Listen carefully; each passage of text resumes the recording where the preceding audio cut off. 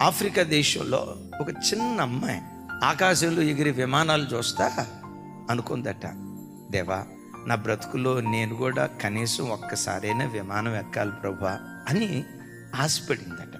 వాళ్ళ అమ్మకి చెప్పిందట, అమ్మా నాకు ఇలా విమానం ఎక్కాలని ఉందమ్మా అని. అంటే ఆ తల్లి అందట, కలలుగానరా, ఆశపడరా, మనం ఆరాధించే దేవుడు ఆశగొన్న ప్రాణాలను తృప్తిపరిచే దేవుడు.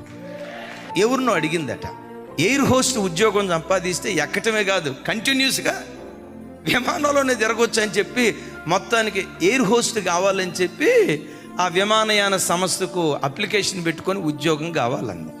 ఈ అమ్మాయిని చూసి, పొట్టిదాని అమ్మ, నీ పర్సనాలిటీ వాళ్ళకి ఎయిర్ హోస్ట్ ఉద్యోగం రాదు, ఆ ఎయిర్ హోస్ట్ ఉద్యోగం రావాలంటే మంచి హైట్ ఉండాలి, అందం ఉండాలి, నీకు రాదు అన్నారంట. సరే ఎయిర్ హోస్ట్ ఉద్యోగానికి నేను పనికి రాలేదు, కనీసం పైలట్ ఉద్యోగానికి నేను పనికి వస్తానా? రైట్, పర్వాలేదు, ఉద్యోగం వచ్చేటట్టు ఉంది. ఎందుకో సడన్గా అమ్మాయికి ఒక చిన్న బిజినెస్ పెట్టాలని ఆలోచన వచ్చింది. చిన్న బిజినెస్ పెట్టింది, దేవుడు దాన్ని ఆశీర్వదించాడు. ఇంకొంచెం పెద్ద వ్యాపారం, దాన్ని దేవుడు ఆశీర్వదించాడు. చివరికి ఆ అమ్మాయి విమానయాన సంస్థనే ప్రారంభించిందట. మీ తండ్రిగా, మీ అన్నగా నా చేతులెత్తి మిమ్మల్ని దీవిస్తున్నాను. మీ హృదయంలో ఏది ఈరోజు అభిలాషిస్తారో ఈ 2025 సంవత్సరం లోపు నీ మనోభీష్టాన్ని నా దేవుడు సఫలం చేయును గాక.